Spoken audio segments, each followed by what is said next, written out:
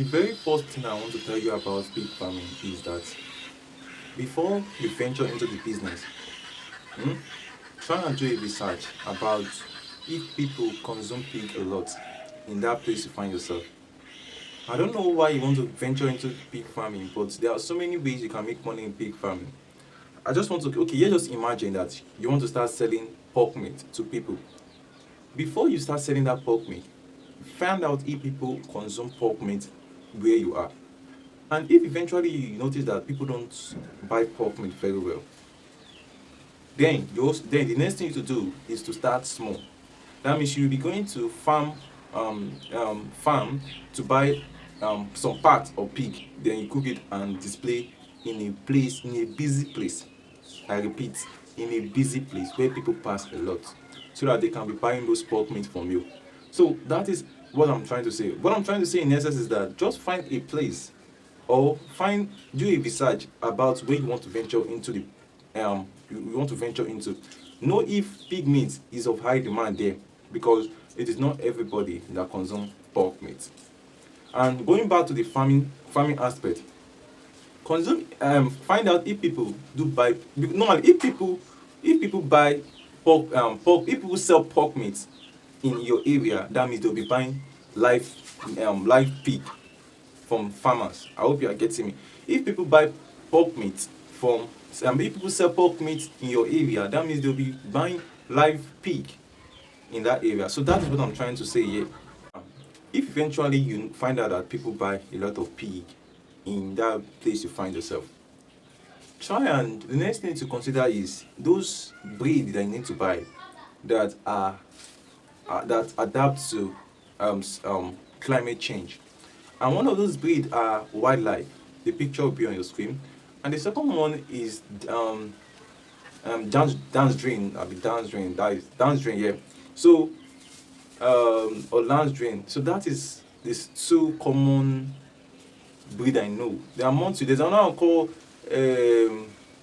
and duo. So you can also pick one of those breeds. But the major one that most people wear here in Nigeria is large white.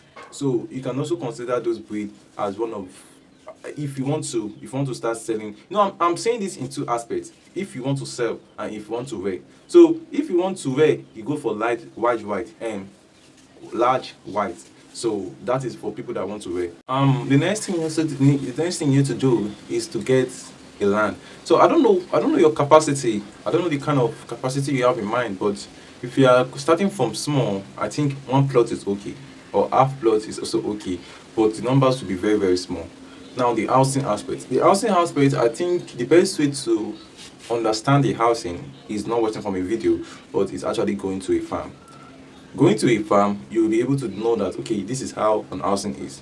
But I will tell you those things that are important in aspect of housing. If let's say you don't have let's say you don't have what am I trying? Let's say you don't have access to a farm.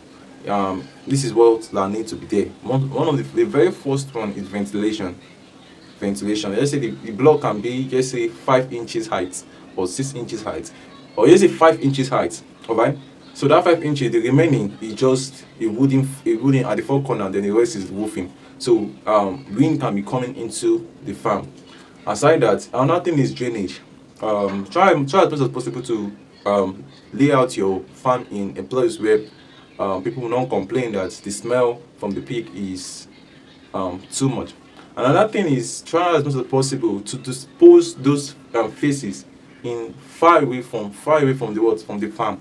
Not let's say the farm their pen is here and you go and dump their feed here close to the farm. No, let it be far away from the farm. And once you dump it, allow some to hit it, because you can also sell it. The flow, let it be there's some parts be there's kind of four corner. I've forgotten the name, but maybe I will display the picture on the screen. That place are meant to keep water. Sometimes they go there and take their bath, because pig is a kind of dirty animal, and the remaining floor should be dry. Not all the whole floor will be full of water. Just one part in that pen, there will be water there, and the remaining parts will be dry, just like that. Another thing I also wanted to do is to source your piglet.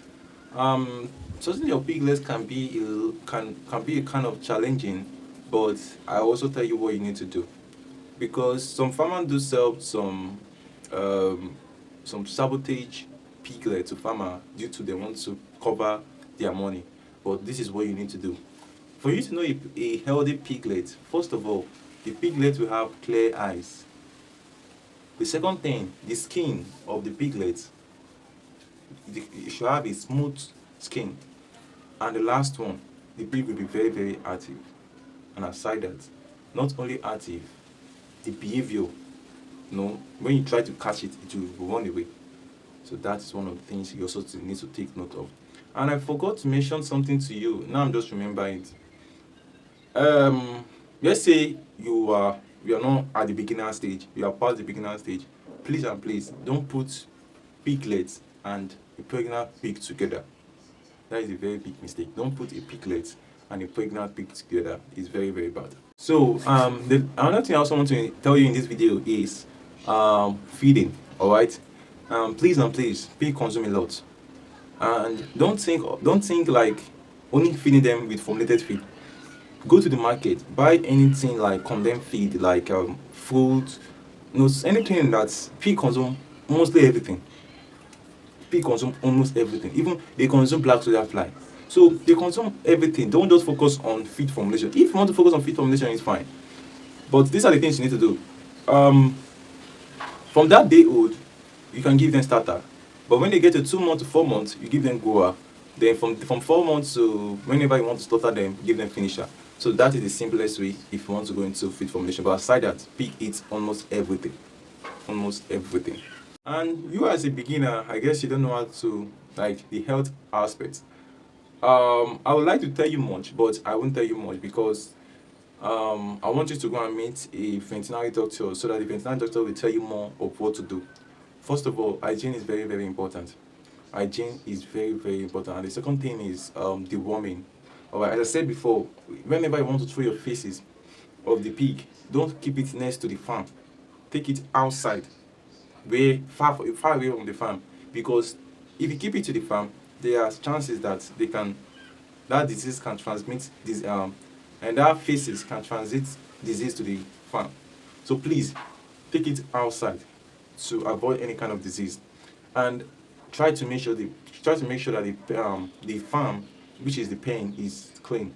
As I said before, it's not that it's only a part or a part in the pen that need water, not all the whole pen. Because if the place is not clean enough, there are chances that you will be seeing some dots, some black dots on the pig body, and with that can cause bacteria for them. As I always say, try as much as possible. Whenever you just buy a new pig, do a lot of marketing, or whenever you start the farm, start letting people know that, oh, I'm not a pig farmer, I sell pig.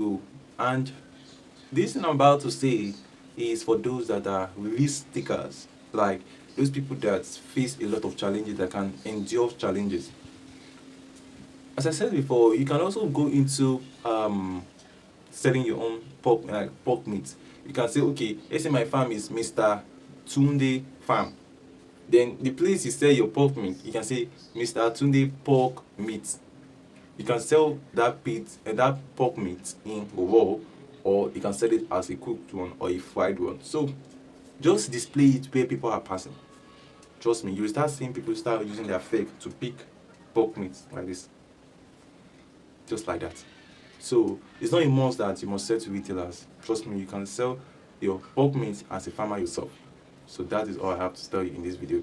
So I wish you good luck in everything you do. Peace out. God bless you.